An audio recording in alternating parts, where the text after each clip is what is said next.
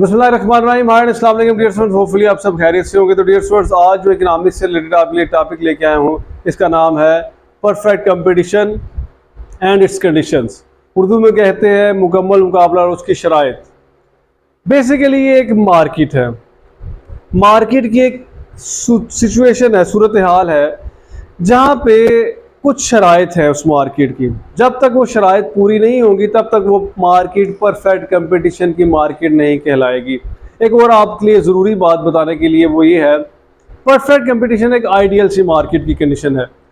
Perfect competition Aldous world में पाया नहीं जाता, 100% परफेक्ट कंपटीशन वाली सिचुएशन हमें नहीं मिलती, यानी मुकम्मल मुकाबला हमें हर चीज़ में नहीं मिलता। वो आप आगे हम ज़रा देखेंगे तो उसको आपको इस सिलसिले में आइडिया हो जाएगा कि परफेक्ट कंपटीशन क्यों मुकम्मल तौर पे दुनिया में नहीं प्रिवेल करता। तो पहले नंबर पे हम इसकी शराइत को देख लेते हैं। जब तक ये शराइत नहीं पूरी होंगी तब तक ये परफेक्ट कंपटीशन की मार्केट नहीं होगी। तो परफेक्ट कंपटीशन की पहली शर्त है होमोजीनियस गुड्स सेलिंग इन मार्केट। होमोजीनियस गुड्स कौन सी होती हैं? ऐसी गुड्स जो ऑलमोस्ट आप अगर मार्केट में जाते हैं तो हर जगह पे अगर आपको वो चीज़ चाहिए, मिसाल के तौर पे आपको फुटबॉल चाहिए, तो आप जहाँ पे भी जाते हैं, जिस शॉप पे भी जाते हैं, जिस फैक्ट्री में भी जाते हैं, आपको एक ही तरह के फुटबॉल मिलते हैं, यानी एक ही तरह की क्वालिटी है, एक ही तरह का उनका साइज़ है। तो चलो लोगो डिफरेंट हो सकता है, बाकी उसका हर चीज़ सेम है। तो इसको कहते हैं आइडेंटिकल गुड्स या फिर होमोजीनियस गुड्स। तो पहली शर्त ये है परफेक्ट कंपटीशन के मार्केट के लिए। दूसरी शर्त ये है too many buyers and sellers in the market, यानी बायर्स और सेलर इसमें बहुत ज़्यादा होते हैं।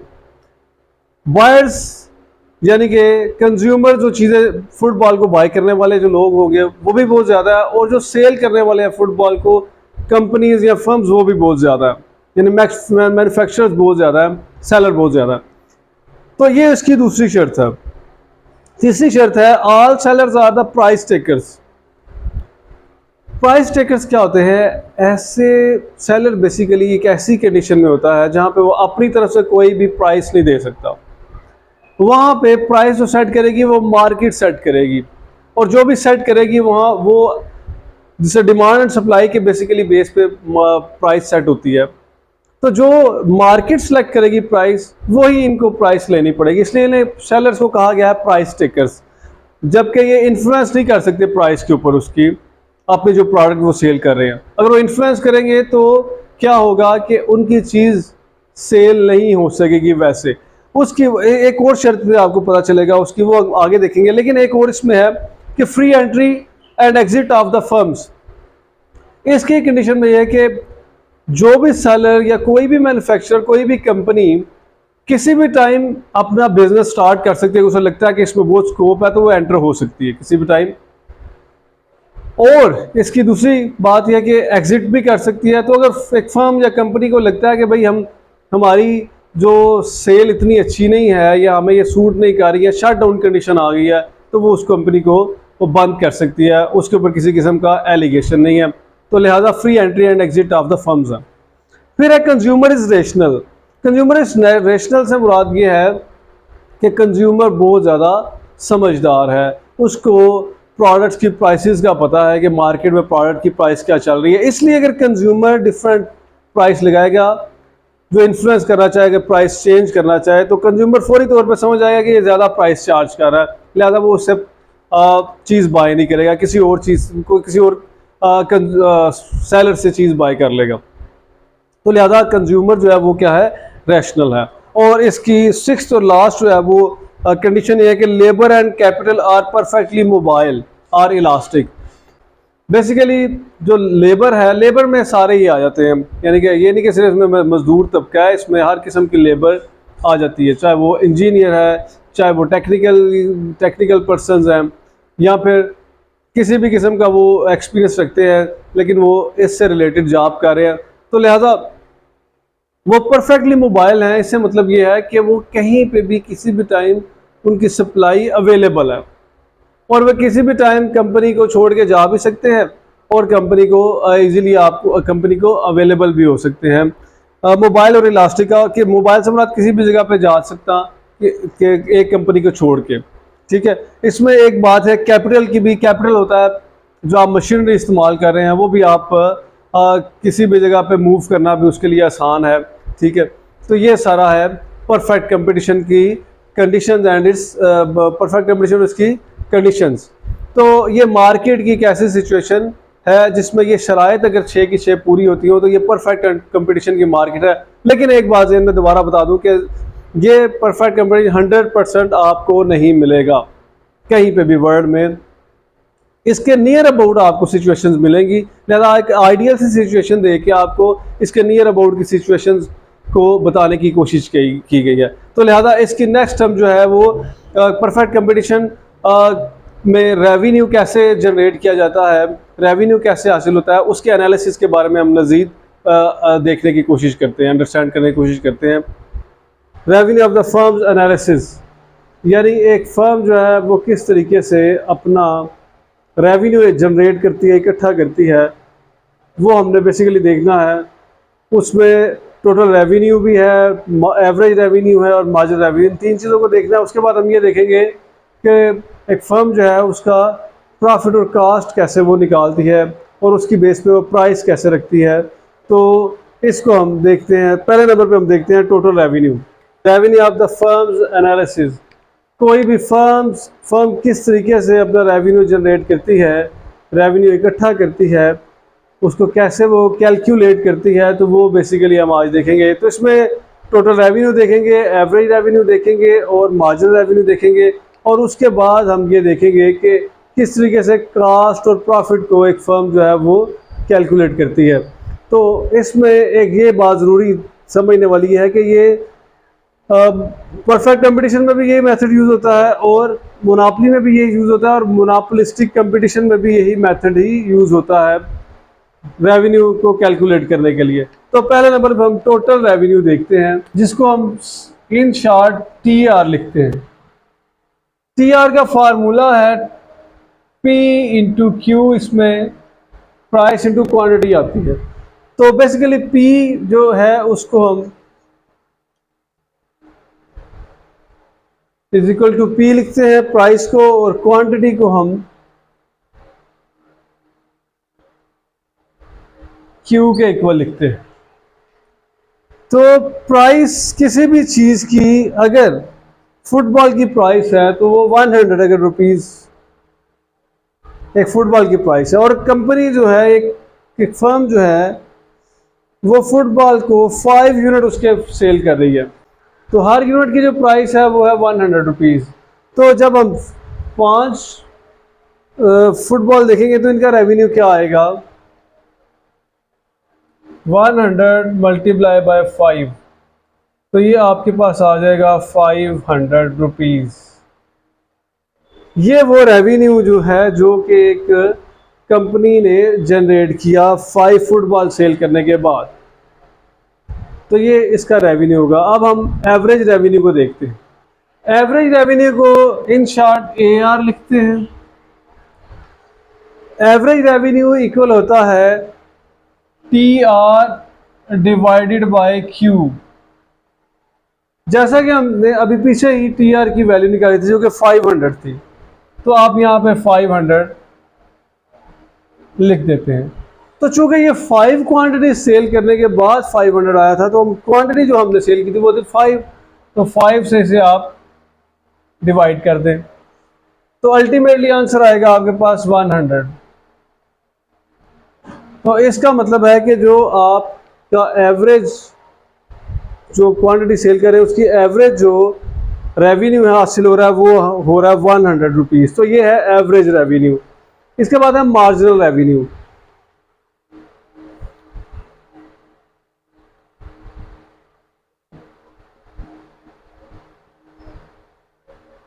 मार्जिनल रेवेन्यू को MR सिंपली लिखते हैं।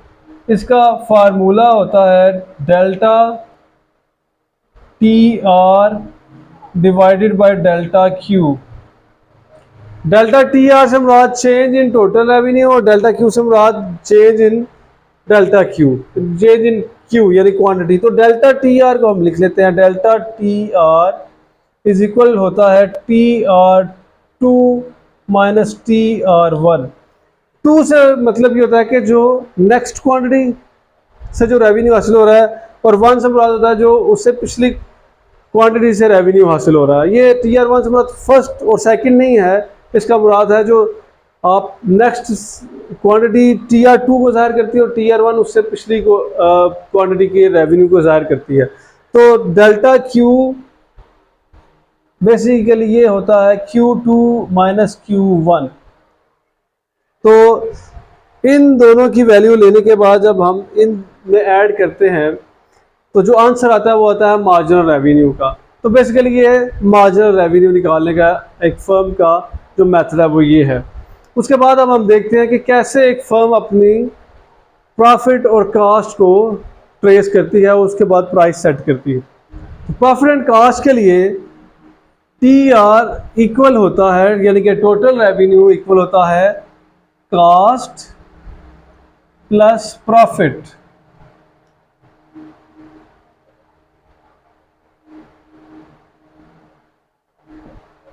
कॉस्ट को हम C समटाइम लिखते हैं, समटाइम टोटल कॉस्ट हो तो उसे हम TC लिखते हैं। प्रॉफिट को हम ऑलमोस्ट ये पाई की शेप की इसकी मतलब होती है शेप, तो इसको हम प्रॉफिट के लिए इसको इस तरीके से लिखते हैं।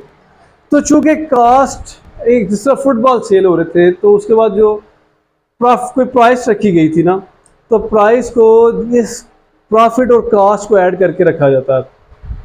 तो कॉस्ट एक फुटबॉल बनाने की फॉर एग्जांपल 80 आती है और प्रॉफिट उस फर्म ने 20 रखा हुआ है उसका। तो इन दोनों को ऐड करने के बाद आपके पास रेवेन्यू एक फुटबॉल से जो हासिल होगा 100 होगा। तो 100 ही बेसिकली उसकी प्राइस है। तो रेवेन्यू जो ये ज़्यादा प्रोडक्ट सेल होना शुरू होंगी तो रेवेन्यू बढ़ता जाएगा, टोटल रेवेन्यू इंक्रीज होता जाएगा। तो लिहाजा ये किसी फर्म की कॉस्ट और प्रॉफिट को फाइंड आउट करने का तरीका है।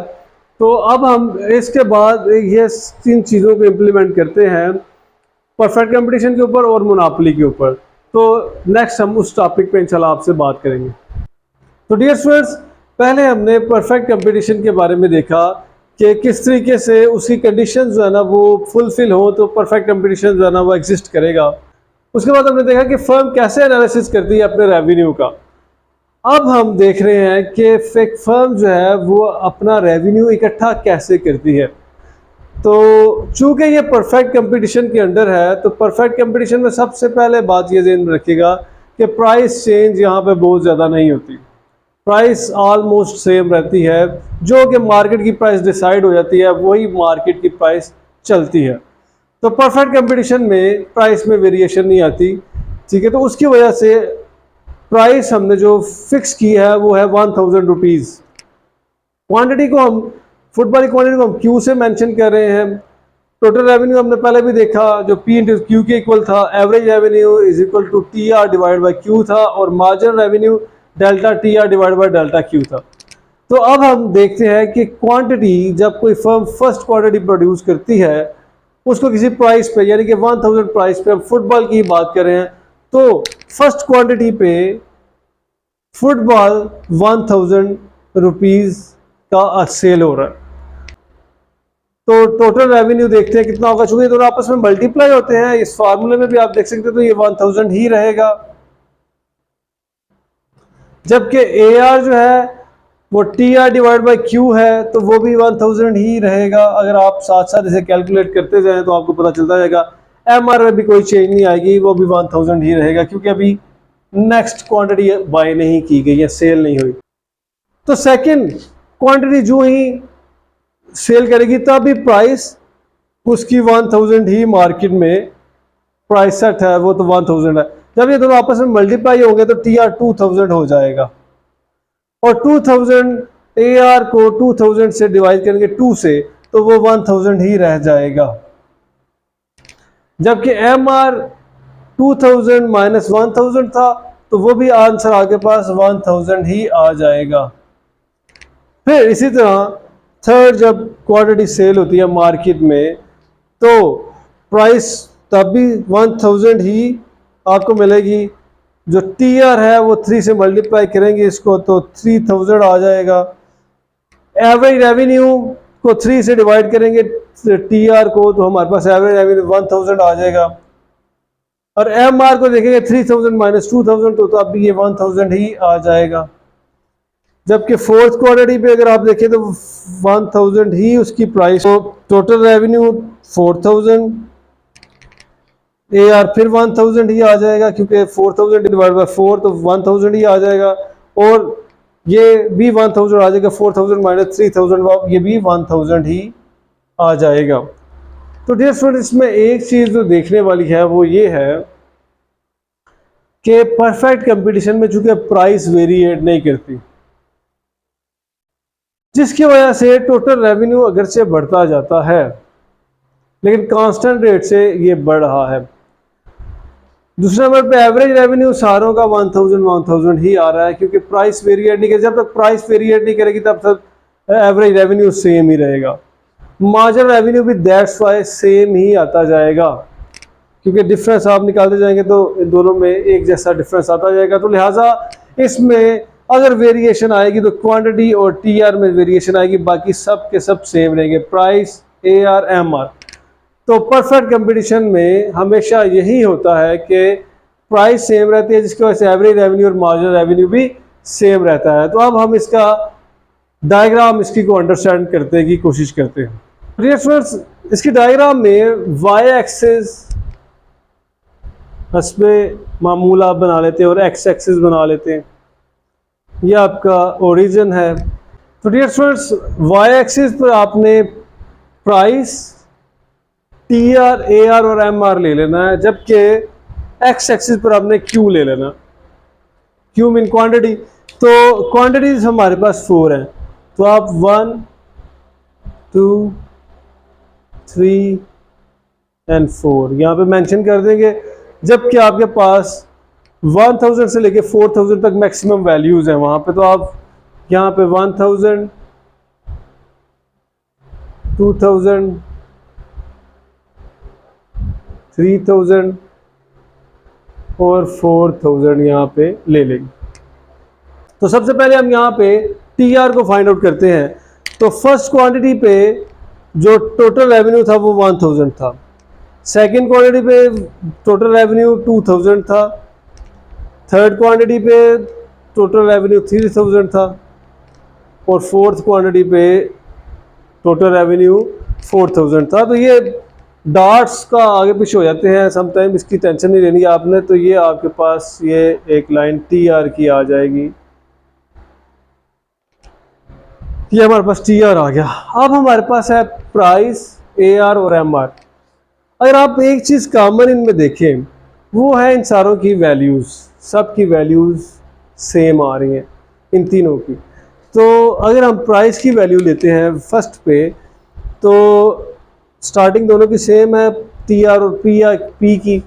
तो फर्स्ट पे प्राइस 1000, 2 पे भी प्राइस 1000, 3 पे भी प्राइस 1000 और 4 पे भी पॉइंट 1000। तो ये आपके पास पी आ गया। अगर आप ए आर को देखेंगे तब भी 1000, तो अगर आप तो तब भी सेम यही आपके पास हॉरिजॉन्टल लाइन आएगी जैसे कि प्राइस की आई थी। और फिर एम आर को देखेंगे तब भी ये वैल्यूज इनपुट करेंगे इनमें, तो तब भी ये हॉरिजॉन्टल लाइन यहीं पे ही आएगी ये। तो लिहाजा यहाँ पे प्राइस, ए आर और एम आर इक्वलेंट है। तो लिहाजा परफेक्ट कंपटीशन में हमेशा प्राइस, ए आर और एम आर इक्वल होते हैं। उसकी वजह ये है क्योंकि परफेक्ट कंपटीशन है, यहाँ पे प्राइस वेरिएट नहीं कर सकता सेलर या मैन्युफैक्चरर, ना ही उसके ऊपर वो इम्पैक्ट कोई डाल सकता है। जैसे कि हमने देखा था प्राइस टेकर का मतलब ये होता है कि प्राइस उनको लेनी पड़ती है मार्केट से, वो खुद डिसाइड नहीं कर सकते। लिहाजा प्राइस टेकर होने की वजह से प्राइस सेम रहेगी।